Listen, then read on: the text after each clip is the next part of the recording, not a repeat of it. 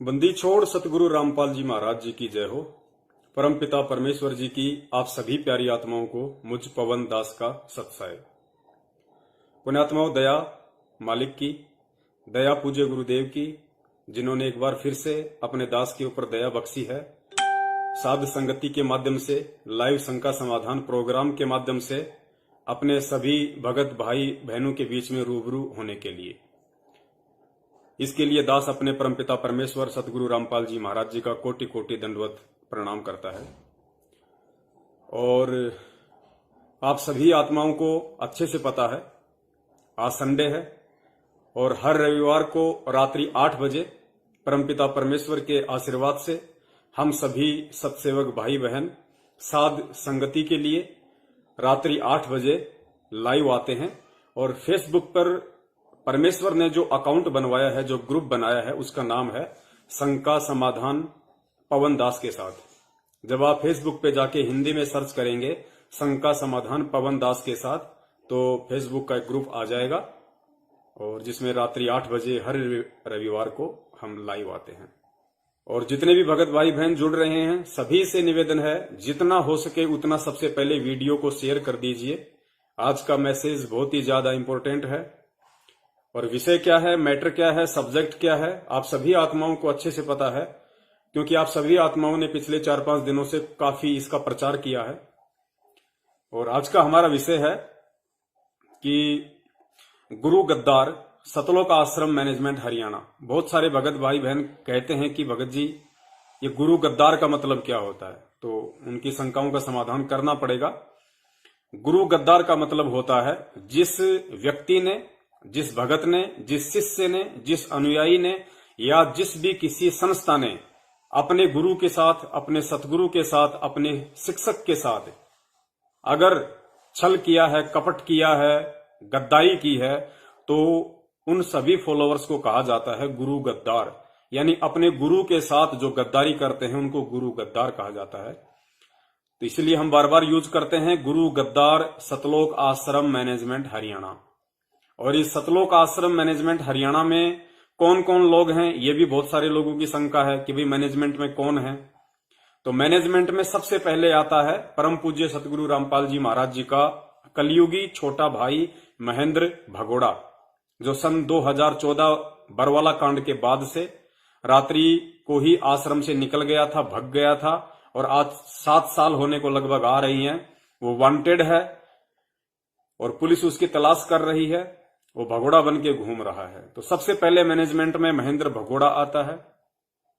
महेंद्र भगोड़े के बाद में गुरु गद्दार की श्रेणी में, लिस्ट में दूसरे नंबर पे आते हैं परम पूज्य सतगुरु रामपाल जी महाराज जी का जो कलयुगी परिवार है, जिसमें उनकी पत्नी भी आ गई, उनके बेटा बेटी भी आ गए, उनके रिश्तेदार भी आ गए, भाई बंधु भी आ गए, जवाई भी आ गए। और तीसरी श्रेणी में आते हैं जितने भी स्टेट कोऑर्डिनेटर हैं, वो सभी लोग गुरु गद्दार की श्रेणी में आते हैं। उसके बाद में जितने भी डिस्ट्रिक्ट कोऑर्डिनेटर हैं वो भी सभी गुरु गद्दार की श्रेणी में आते हैं। उसके बाद में जितने भी फर्जी नामदान केंद्र इन्होंने देश विदेश में लगभग 400-500 खोल रखे हैं, धर्म को धंधा बना के हर शहर की इन्होंने गली गली में जो फर्जी नामदान केंद्र खोल रखे हैं, और वहां जो संचालक बैठे हुए हैं, जो सेवादार अपने आप को कहते हैं, वो सभी लोग गुरु गद्दार की श्रेणी में आते हैं। और उसके बाद में वो सभी भगत भी गुरु गद्दार की श्रेणी में आते हैं, जो भगत पिछले 6 वर्षों से सभी सत्सेवकों की वीडियो, संदेश, मैसेज सब कुछ देख रहे हैं, और साथ में सतलोक आश्रम मैनेजमेंट हरियाणा की रैनिंग करनी और कथनी भी देख रहे हैं। उसके बावजूद भी आंखों पे धृतराष्ट्र और गांधारी की तरह काली पट्टी अज्ञानता की बांध के बैठे हुए हैं।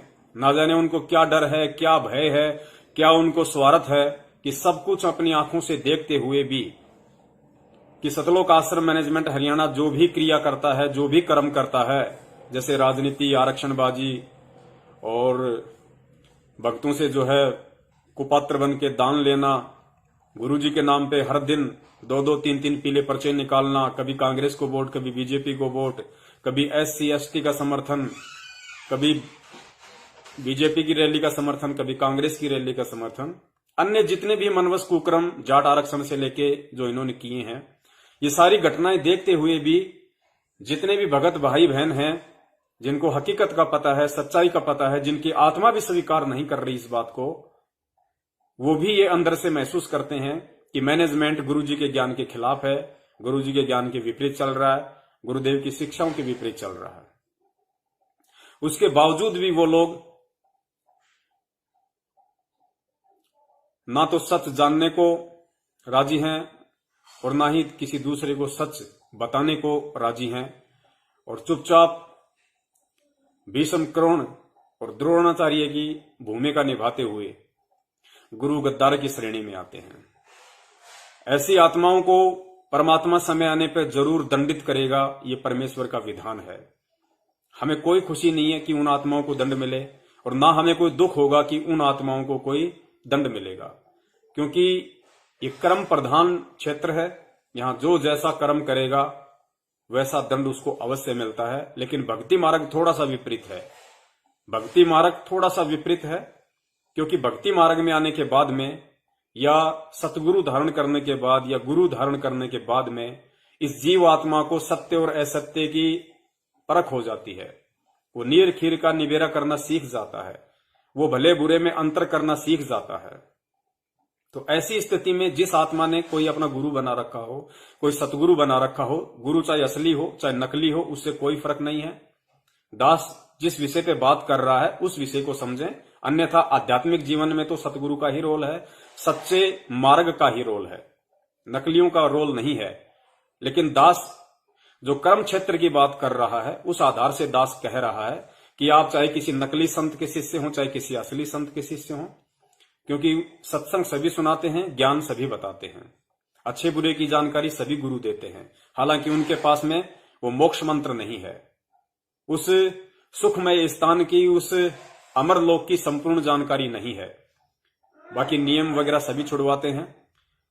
नियम छुड़वाने से नियम से मतलब है जैसे जो बुराइयां होती हैं, हर संभव हर गुरु ये कोशिश करता है कि उनके शिष्य कोई भी बुराई ना करें। वो नहीं छोड़ पाते हैं, वो एक बात अलग है, क्योंकि उनके गुरु के वचन में वो शक्ति नहीं होती है, क्योंकि उनका गुरु सच्चा नहीं होता है, समर्थ नहीं होता है। तो सतगुरु के शरण में आने के बाद में अगर जीव कोई गलती करता है, भगत कोई गलती करता है, या उसकी आंखों के सामने ऐसी कोई गलत क्रिया हो रही है भक्ति मार्ग की, और अगर वो चुपचाप है, तो उसको आम जन से, आम जन कौन? आम जन की श्रेणी में वे आते हैं जिनका कोई गुरु नहीं होता, कोई सतगुरु नहीं होता, जिन्हें अध्यात्म के विषय में भले बुरे का ज्ञान नहीं होता। तो जो लोग सतगुरु की शरण में हैं, गुरु की शरण में हैं, वो लोग अगर कोई गलती करते हैं, सब कुछ जानते हुए चुपचाप बैठे हैं, आंख बंद करके बैठे हुए हैं, तो ऐसे लोगों को आम जन की अपेक्षा शास्त्र कहते हैं कि 8 गुना ज्यादा परमात्मा उसको दंडित करता है, 8 गुना ज्यादा। तो आप जी समझ सकते हैं, अगर आप भगत हैं तो आपको किस विधि से भक्ति मार्ग पे रहना है, किस विधि से आपको अपनी रहनी करनी है, और वर्तमान में आप जो कर रहे हैं वो कितनी सही है कितनी गलत है, ये भी आपको सतगुरुदेव जी के सत्संग आधार से भली भांति समझ में आ जानी चाहिए। तो इसलिए हम इन सभी को गुरु गद्दार कहते हैं। और उसके बाद हम एक शब्द यूज करते हैं, काल एजेंट, सतलोक आश्रम मैनेजमेंट हरियाणा। काल एजेंट का मतलब होता है जो लोग 21 ब्रह्मांड के स्वामी काल ज्योति निरंजन की तरफ से हैं और सत भक्ति मार्ग में हैं, संत रामपाल जी महाराज जी के शिष्य हैं, वो लोग काल एजेंट हैं, जो काल की तरफ से हैं, जो भले ही इस मार्ग में हैं, भगत बने हुए हैं, बहुत अच्छे अच्छे भक्तों की श्रेणी में भी हो सकते हैं, लेकिन उसके बावजूद भी उनके कर्म, उनकी क्रिया घटिया, नीच और ढेडों वाली हैं। ये ढेड शब्द किसी जाति से मत जोड़ देना। परम पूज्य परमात्मा ने ढेड का अर्थ बताया, जो नीच कर्म करता है, जो मंद कर्म करता है, उसको ढेड कहा जाता है। तो आप लोग अपना आकलन स्वयं कर लीजिएगा कि आप ढेड की श्रेणी में हैं, नीच की श्रेणी में हैं, गुरु गद्दार की श्रेणी में हैं, या काल एजेंट की श्रेणी में हैं। तो वीडियो को ज्यादा से ज्यादा शेयर कर दीजिए, दास की प्रार्थना है, बहुत ज्यादा इंपॉर्टेंट मैसेज है। और ये मैसेज केवल 2 ही प्रकार के व्यक्तियों के लिए है, तीसरे प्रकार के व्यक्ति के लिए नहीं है। अगर तीसरे प्रकार का व्यक्ति लाइव शंका समाधान देख रहा है तो उसकी मर्जी है, वो देखे या ना देखे, कोई फर्क नहीं पड़ेगा। सबसे पहले ये प्रोग्राम केवल मेरे सत्सेवक भाई बहनों के लिए है, जो परमपिता परमेश्वर सतगुरु रामपाल जी महाराज जी के सच्चे भगत हैं, उनके सच्चे शिष्य हैं, उनके सच्चे फॉलोअर हैं, उनकी प्रत्येक शिक्षा का अनुसरण करते हैं। नित्य नियम अगर वो करते हैं तो नित्य नियम में लिखी परमेश्वर की वाणियों को जितना वो अच्छे से सुन पाते हैं, वो उन पे अमल करने की भी पूरी कोशिश करते हैं। परमेश्वर के पद चिन्हों पे चलने की कोशिश करते हैं, क्योंकि हमारा आदर्श, हमारा हीरो, हमारा आइडियल संत रामपाल जी महाराज हैं, हमारे गुरुदेव हैं, हमारे परमेश्वर हैं। तो आज ये मैसेज सबसे पहले उन सभी प्यारी आत्माओं के लिए है जो मेरे भाई बहन हैं, जो परम पूज्य सतगुरु रामपाल जी महाराज जी के सत सेवक हैं। और दूसरा प्रकार, ये मैसेज उन लोगों के लिए है जिन लोगों को हम जगत की श्रेणी में गिनते हैं। जगत वाले यानी जो लोग अभी परमपिता परमेश्वर सतगुरु रामपाल जी महाराज जी से नाम उपदेश लेके उनके भगत नहीं बने हैं, लेकिन वो उनके सत्संग जरूर सुन रहे हैं। सत्संग सुन के वो बुराइयों को त्यागने की कोशिश में लगे हुए हैं और इंतजार में हैं कि कब वो परवरदिगार, कब वो खुदावन, कब वो परमेश्वर, कब वो मसीह, कब वो सच्चा सतगुरु और रहनुमा हिसार से वापस आए, हमें उनके दर्शन हो और हम उनसे नाम उपदेश प्राप्त करके सत भक्ति मर्यादा में रह के करें। तो आज का मैसेज केवल 2 ही प्रकार की आत्माओं के लिए है। पुण्यात्माओं, आज दिन में या आज से 2-3 दिन पहले जो पोस्टर बनाए गए थे आप सभी ने देखे हैं। आज का हमारा विषय है, आज का हमारा मैटर है कि सतलोक आश्रम मैनेजमेंट हरियाणा, मध्य प्रदेश, और मध्य प्रदेश में धार जिला है। धार जिले में एक राजगढ़ है, तहसील राजगढ़, वहां पे इनका एक फर्जी नामदान केंद्र है। बाकी जगहों की तरह एक फर्जी नाम दीक्षा केंद्र संत रामपाल जी महाराज जी के नाम से इन्होंने वहां भी खोल रखा है। कोई विक्रम नाम का व्यक्ति, जिसको विक्रम मीनामा कहते हैं, जो डिप्टी रेंजर बताया जाता है वन विभाग में, वो संचालक है। उस नामदान केंद्र पे एक ऐसी घटना घटी है कुछ दिन पहले, या यूं कहें कि 26 फरवरी को, अभी मार्च का महीना है, आज 21 मार्च है, और यह घटना है 26 फरवरी की, लगभग आज से 23 दिन पहले की।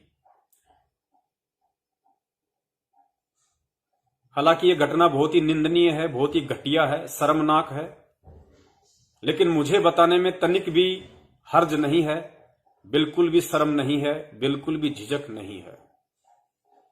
क्यों नहीं है, ये जब आप आगे वीडियो देखेंगे आपको सब समझ में आ जाएगा। घटना का जिक्र करना भी बेहद जरूरी। उससे पहले मैं आपको एक छोटी सी बात बता देता हूं। उस घटना से संबंधित मेरे पास कुछ ये कागजात भी आए हुए हैं, ये कोर्ट के एफिडेविट हैं, ये कोर्ट के एफिडेविट मेरे पास में हैं, जिनकी फोटोकॉपी मैंने निकलवाई है, ये आपको दिखाए जाएंगे। और घटना है कि गुरु गद्दार सतलोक आश्रम मैनेजमेंट हरियाणा का मध्य प्रदेश में जितने भी नामदान केंद्र हैं, मध्य प्रदेश में जितने भी जिले हैं, हर जिले में इन्होंने एक नाम दीक्षा केंद्र खोल रखा है, फर्जी तरीके से, बिना परमपिता परमेश्वर सतगुरु रामपाल जी महाराज जी के आदेश से, केवल अपने धार्मिक धंधे के लिए भक्तों को मूर्ख बनाकर उनसे पुस्तकें बंटवाई जाती हैं। ज्ञान परमेश्वर का है, ज्ञान तो सच्चा है, और आत्मा युगों युगों से इसी ज्ञान के लिए भटक रही है। कोई भी व्यक्ति जब वो पुस्तक परमपिता परमेश्वर की ज्ञान गंगा पढ़ेगा, आत्मा परमेश्वर के लिए दौड़ेगी, तड़पेगी। उस आत्मा को नहीं पता कि क्या सिस्टम है इनके अंदर का, ये मैनेजमेंट क्या है, ये सतलोक आश्रम मैनेजमेंट क्या है, उनको कुछ नहीं पता। वो आत्मा अपने आत्म कल्याण के लिए नाम दीक्षा लेनी चाहेगी और वो उन फर्जी नामदान केंद्रों पे जाके काल के खूंटे से बंध जाती है, फंस जाती है बेचारी। उसके बाद उसके ऊपर दुनिया भर के आलतू फालतू के आदेश डाल दिए जाते हैं। वो समझ में नहीं आता, उसके वो बिल्कुल उलझन में पड़ जाता है कि क्या करूं क्या ना करूं। और फिर उसको कभी ज्योति के नाम पे लूटा जाता है, क्योंकि तकलीफ हर इंसान को है, परेशानी हर इंसान को है। सुखी दुनिया में आज कोई नहीं है, क्योंकि ये कलयुग है, बिचली पीढ़ी है। हर इंसान दुखी है, उसके पाप कर्म उसको सताते हैं। किसी को शारीरिक रोग है, किसी को मानसिक रोग है, किसी को आर्थिक रोग है, कोई समाज से दुखी, कोई परिवार से दुखी, पति पत्नी से दुखी है तो पति पत्नी से दुखी है, कोई माँ बाप से दुखी है, कोई बेटा बेटी से दुखी है, कोई काम धंधे से दुखी है। हर इंसान दुखी है। और नाम लेने के बाद में हर इंसान यही चाहता है कि मेरा हर संकट निवारण हो जाए, क्योंकि 99% दुखी आदमी ही नाम दीक्षा लेता है। और नाम दीक्षा लेने के बाद अब ये तो है नहीं कि सतगुरु रामपाल जी महाराज जी कोई झाड़ा लगाते हैं या उन्होंने कोई ऐसी मशीन लगा रखी है कि आपको उस मशीन में बैठा दिया जाएगा या आपकी वो झाड़ा मार दिया जाएगा, आपके सारे संकट छूमंत्र हो जाएंगे। ऐसा तो है नहीं इस मार्ग में। ये तो ज्ञान मार्ग है। यहां तो अगर आपके संकट निवारण होंगे तो या तो अच्छे से ज्ञान समझ के, जब आप पूरी दृढ़ता के साथ में, विश्वास के साथ में सतगुरु को परमेश्वर मान के भक्ति मार्ग पे लगोगे अटल होके, तब वो परमेश्वर आपकी उस दृढ़ता के ऊपर, आपकी उस अटलता के ऊपर, आपके उस विश्वास के ऊपर रीझ कर, प्रसन्न होकर आपके संकटों का निवारण करना शुरू करेगा। या फिर आपके पूर्व जन्म के यदि कोई संचित भक्ति कर्म है और वर्तमान में आपके ऊपर कोई आपत्ति है, तो परमेश्वर उस आधार से फिर आपकी रक्षा करेगा। लेकिन ना ही तो ज्यादातर के पहले के भक्ति संस्कार हैं और ना ही वर्तमान में लोग इतना जल्दी ज्ञान समझ के और सतगुरु के ऊपर इतना दृढ़ विश्वास कर पाते हैं। इसलिए वो काफी समय तक भक्ति मार्ग में आने के बाद भी वो दुखी रहते हैं और ना समझी में वो दोष गुरुजी में, भक्ति में और भगवान में निकालना शुरू कर देते हैं। फिर वो लोग क्या करते हैं, उन नामदान केंद्रों पे बैठे हुए जो ठग हैं, जो चोर हैं, जो लुटेरे हैं,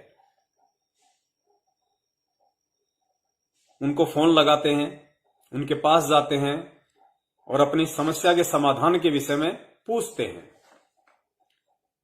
तो वो ठग कहते हैं कि भैया ज्योति के पैसे जमा करवा दे। कितने? 2100 रुपए।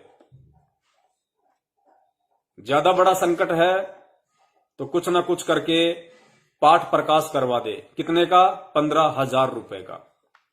कुछ भी नहीं है तो जो तेरी जेब में है डाल जा, 100, 50, 10, 20,000 जो भी लाया है डाल जा। अब वो आत्मा क्या करे बेचारी? कुछ ना कुछ तो करेगा वो बोलेगा भाई साहब पैसे नहीं है, क्या करूं? अगर पैसे होते तो मैं दुखी ना होता। तो फिर ये कहते हैं ये लो जी 4 नंबर। ये 4 नंबर सतलोक आश्रम मैनेजमेंट हरियाणा के हैं, क्योंकि इन्होंने दिल्ली और हिसार में एक लुटेरी फौज बैठा रखी है, कॉल सेंटर। मंदबुद्धि लोग वहां बैठे हुए हैं। 20-20, 25-25 हजार रुपया प्लस में टीए डीए खाना खर्चा सब कुछ उनको मिलता है और उनका काम है संगत के फोन कॉल रिसीव करना। और उनको अच्छे से उनको ट्रेनिंग दी हुई है जबरदस्त। वो लोग चेहरा देख के तिलक निकालना जानते हैं।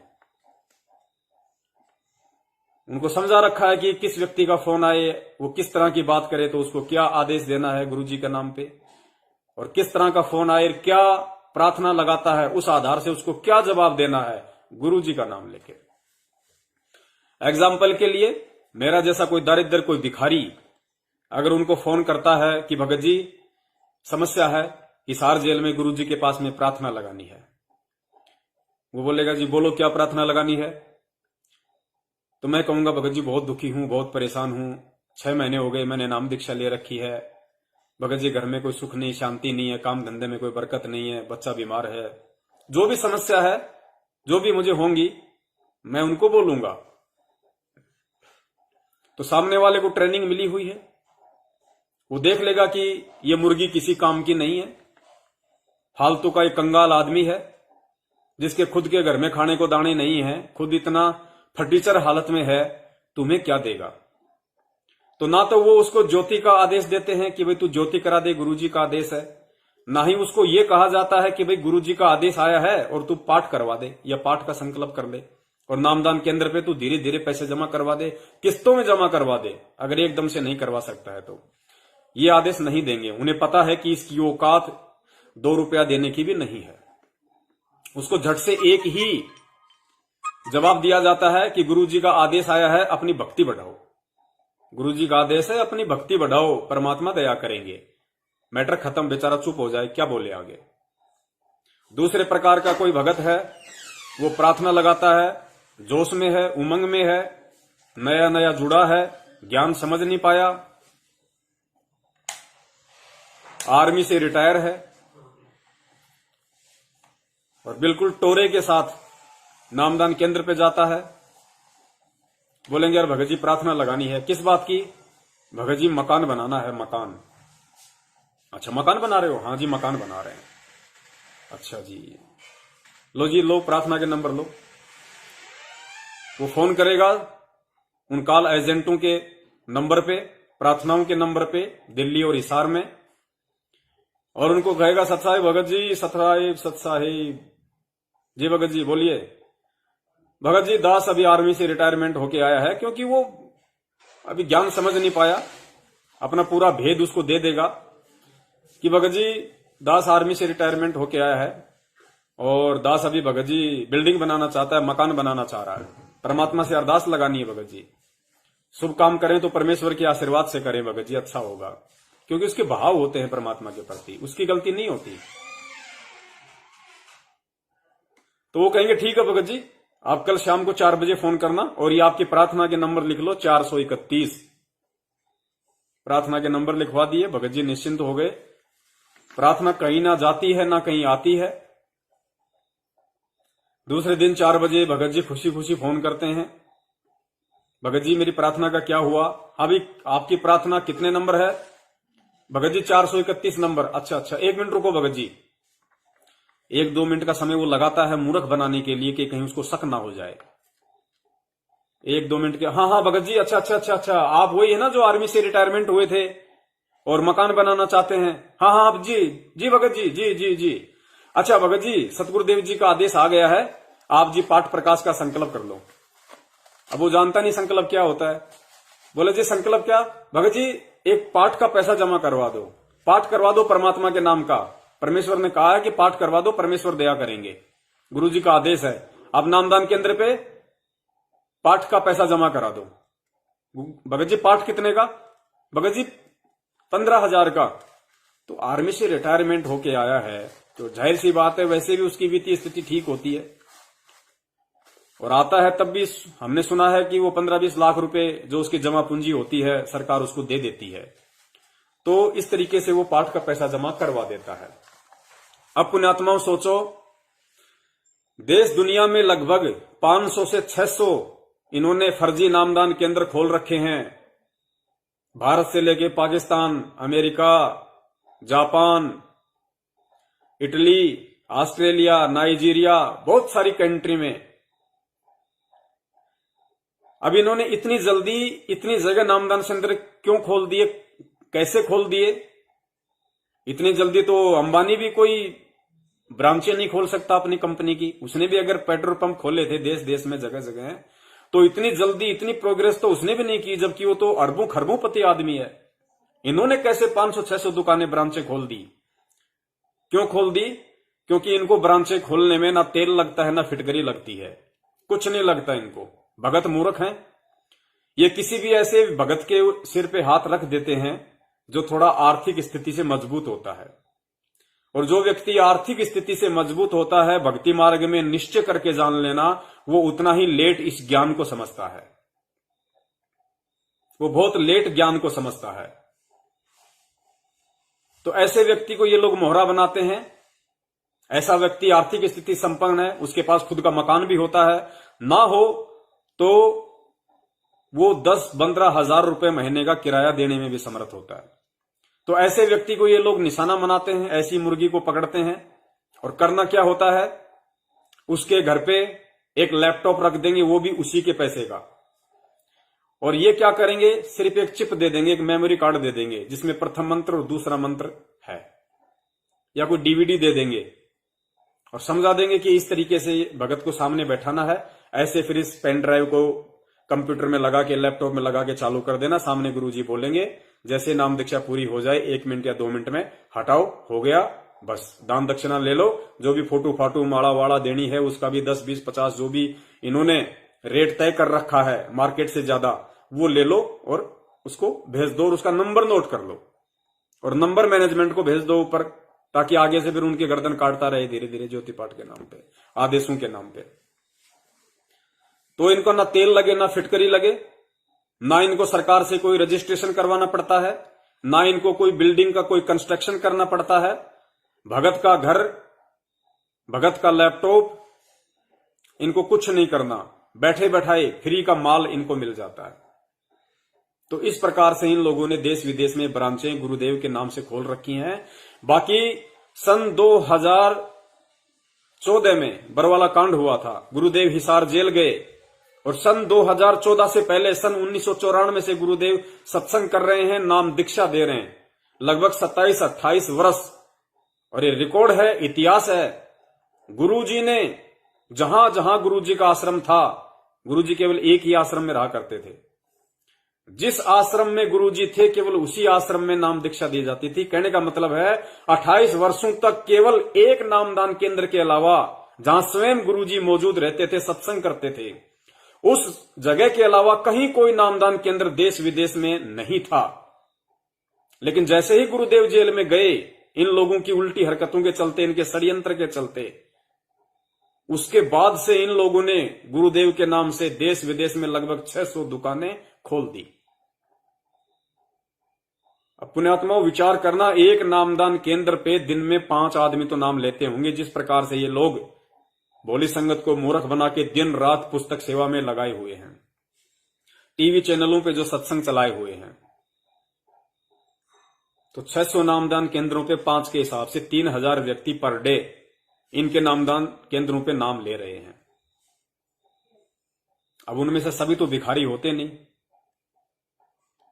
और कोई भी चाहे भिखारी भी क्यों ना हो, ये ज्ञान ऐसा है, परमात्मा के प्रति भगत इतना भावुक हो जाता है, भले ही उसके जेब में अपने घर वापस जाने का किराए का पैसा ना हो, वो परमेश्वर को उस दान पेटी में डाल देता है वहां पे, इन फर्जी नामदान केंद्रों पे।